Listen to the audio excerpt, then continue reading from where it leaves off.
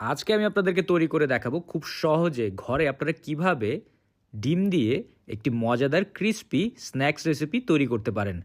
খুবই মজার একটি রেসিপি আর বানানো খুবই সহজ। প্রথমে আমি নিয়ে নিব সেদ্ধ করা 2টি ডিম। এরপর এই ডিমগুলোকে আমি কুচি কুচি করে কেটে নিব। আপনারা চাইলে ছুরি দিয়েও কুচি কুচি করে কেটে নিতে পারেন।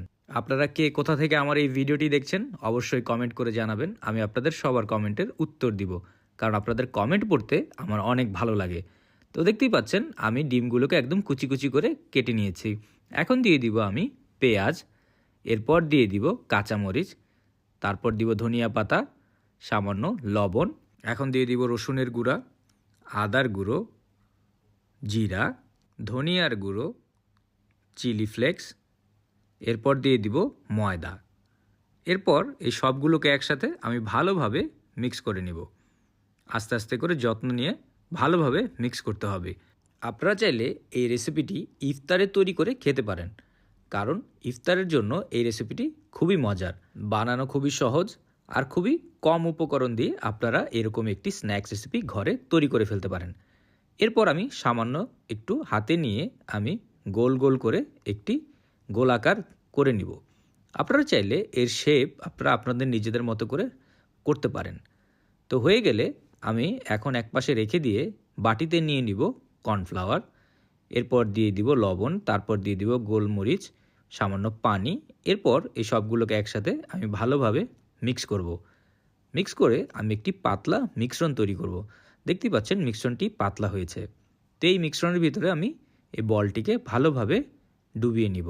মিশ্রণটি ভালোভাবে এই বলের গায়ে লেগে গেলে আমরা একে নিয়ে ব্রেড ক্রাম্বসের উপর ছেড়ে দিব। আপনারা জিজ্ঞেস করেন ব্রেড ক্রাম্বস কী? ব্রেড ক্রাম্বস হচ্ছে পাউরুটির গুঁড়ো।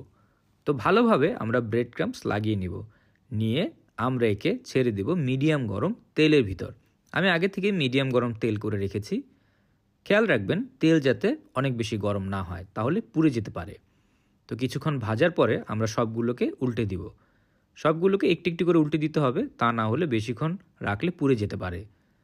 এরপর আমরা একে ততক্ষণ পর্যন্তই ভাজবো যতক্ষণ পর্যন্ত এদের গায়ের রং গোল্ডেন ব্রাউন কালার না হয়ে যায়। গোল্ডেন ব্রাউন কালার হয়ে গেলে বুঝতে হবে আমাদের ভাজা হয়ে গেছে। গোল্ডেন ব্রাউন কালার হওয়ার আগে যদি তুলে ফেলেন তাহলে এটি খেতে তেমন ক্রিস্পি হবে না। তো দেখতেই পাচ্ছেন সুন্দর রং হয়ে গেছে। তো এখন এগুলোকে আমি তুলে ফেলবো। তো ডোবা তেলে ভাজার কারণে তোলার আগে অবশ্যই একটু তেলগুলো ঝেড়ে নিব। তো দেখতেই পাচ্ছেন খুব সহজেই আমরা একটি মজাদার স্ন্যাক্স রেসিপি বা বলতে পারেন ইফতারের একটি রেসিপি আমরা ঘরে তৈরি করে ফেললাম। তো আমি এর উপরে দিয়ে দিচ্ছি টুথপিক। তো দেখার সৌন্দর্যের জন্য আমি এর উপরে টুথপিক লাগিয়ে নিচ্ছি। তো এরকম মজার মজার রেসিপি পাওয়ার জন্য টোস্টেড বাংলা পেজকে অবশ্যই ফলো করবেন। ভিডিওটি ভালো লাগলে একটি লাইক অ্যান্ড শেয়ার করতে ভুলবেন না। সবাই ভালো থাকবেন, সুস্থ থাকবেন।